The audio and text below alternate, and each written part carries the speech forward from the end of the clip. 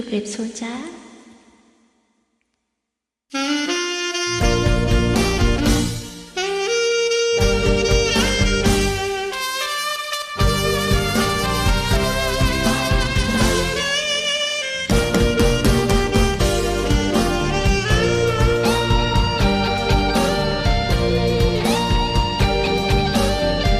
យើងស្រឡាញ់គ្នាក្នុងពេលវេលាលួងចិត្តអន្លៀ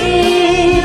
ស្នេហ៍មានរូបរាងនៅរស់នៅទៀងអត់លៀងឡើយណាបងស្រឡាញ់ស្រីបងស្រឡាញ់ស្រីស្មើនឹងសង្ខារចិញ្ញើប្រាថ្នារួមរស់ស្នេហាអស់មួយជីវិត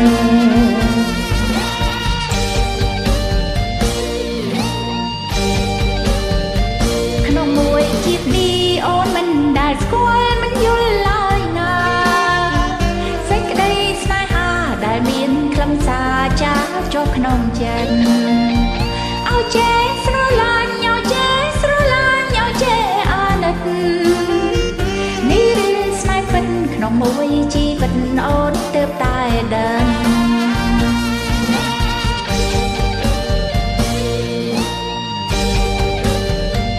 នេះគឺវាសនាព្រមលិខិតចាមកពីព្រះមិនអាចនិយាយថាមាននិស័យបានជួបប្រលឹងបងស្រឡាញ់ស្រីបងស្រឡាញ់ស្រីបងក្តីរំពឹងគឺរូបប្រលឹងឲ្យរៀមរំពឹងអស់មួយជីវិត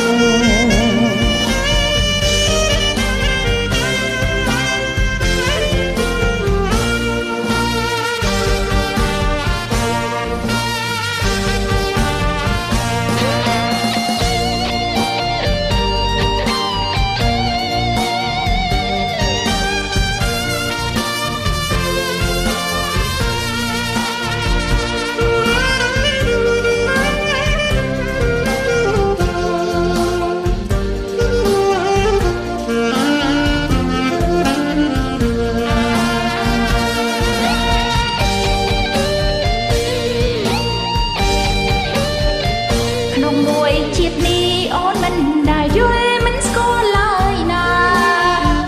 សេចក្តីស្នេហាដែលមានខ្លឹមសារចាស់ជាប់ក្នុងចិត្តឲ្យចេះស្រឡាញ់ឲ្យចេះស្រឡាញ់ឲ្យចេះអាណិត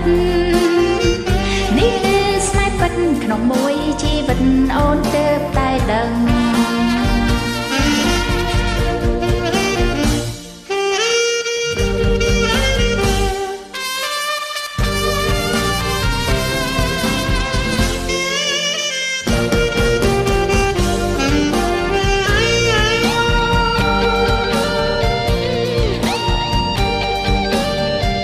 យើងស្រឡាញ់គ្នាក្នុងពេលវេលាលួងចិត្តអី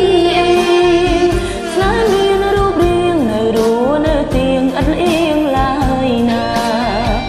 បងស្រឡាញ់ស្រីបងស្រឡាញ់ស្រីស្មើនឹងសង្ខារចិញ្ញើប្រាថ្នារួមរស់ស្នេហាអស់មួយជីវិត